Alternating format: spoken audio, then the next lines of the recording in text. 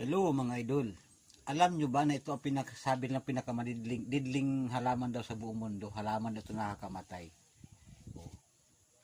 Bakit marami pa nag-alaga ng ganito mga idol? Isa na doon yung aking asawa, yung aking misis, nag-alaga ng ganitong halaman mga idol. At ito daw ay nakakamatay. Ito ang pinakadelikadong halaman sa buong mundo.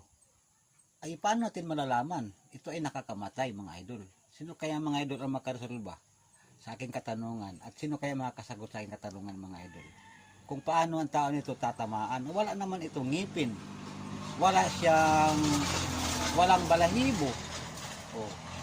At bakit sabihin nila ito daw ang pinakadelikadong halaman sa buong mundo at nakakamatay daw?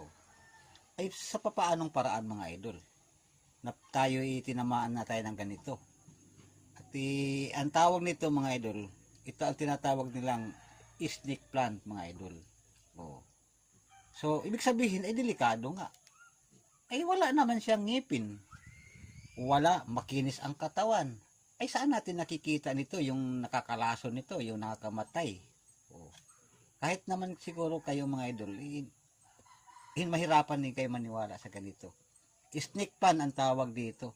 Isa din yung aking misis nag-alagaan ng ganito mga idol. Swerte daw sa bahay ito mga idol. Totoo kaya ito mga idol? Oh, andito ako sa bahay mga idol.